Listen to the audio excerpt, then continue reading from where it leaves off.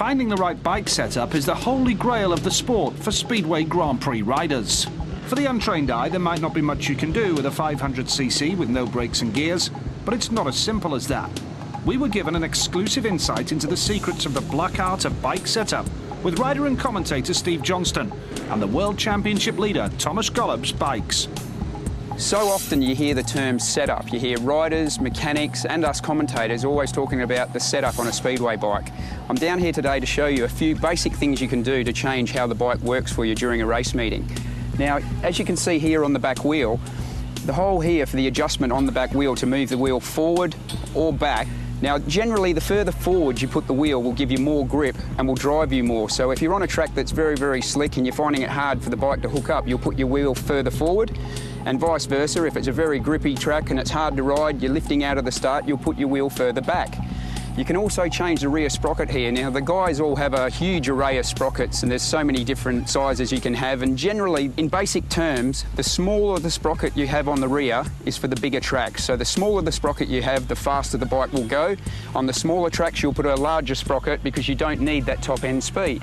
Going forward here to the clutch, now this is one of the most vital things we all talk about all the time. You've got to make a start, you've got to get out of the start. These are a really basic dry clutch. You run 3 alloy plates and 4 fibre plates. So basic, they've got to stay clean. Any oil or any grease that gets in there will make the clutches slip and burn out, and then you're gone, you're in big trouble. What you can change with the clutches, 6 springs. They're a tiny little spring, but you can get heavier or lighter springs depending on how you like your clutch to engage. Now, at the moment, one like Thomas is here, he will wind this in a lot more before he'll race. And you see sometimes at the start as well, the guys will do a practice start and they'll spin around and they'll go back to the mechanic. The mechanic will duck down here and it looks like he's doing something. What he's doing is he's either, depending on what the rider wants, if he wants the clutch to bite more, you wind the screws in, making the spring harder.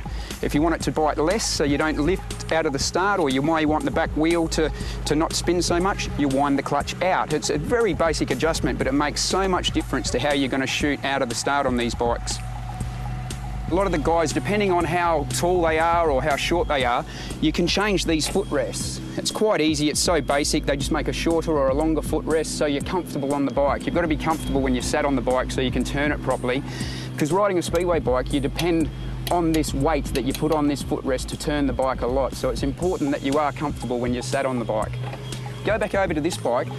You can also see here there's the seat bracket. The rear seat bracket are also in different heights for the particular riders, so they're comfortable on their bike. You can have thicker or thinner seats, again, just to suit the rider for his particular, the way he sits on the bike, if he's a shorter guy, taller guy. Come around this side of the bike. Another thing that you can change, which also makes a huge difference to how the bike performs, is here on the carburettor. You can take these things off in about 5 seconds. 1 bolt on the bottom here, change a main jet, and that will make the engine rev more or it'll kill it off, and that's for different tracks. Again, you want the bike to perform with more power or less power to stop the back wheel from spinning too much. We go up here, you come to the headset on the speedway bike. Now this here on Thomas's bikes, this is a standard Jawa headset, and there's no adjustment here from side to side, but you will see on a lot of the guys' bikes in the paddock, they have an adjustment here, and what that will do, that'll kick the front wheel over to one side or the other. When you're riding the bike around the corners, you're turning this way and you want the bike to be going that way. If you do adjust this, you can get a lot better drive and the bike will handle better through the corners. So that can make a big difference to the guys.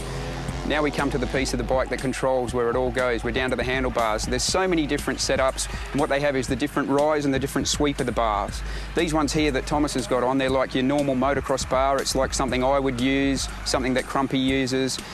Other guys have different ones. You look at Chris Harris, his bars sweep right back. Depending on the size of the rider as well, you've got to be comfortable sat on your bike. You've got to feel at one with the bike when you're riding it.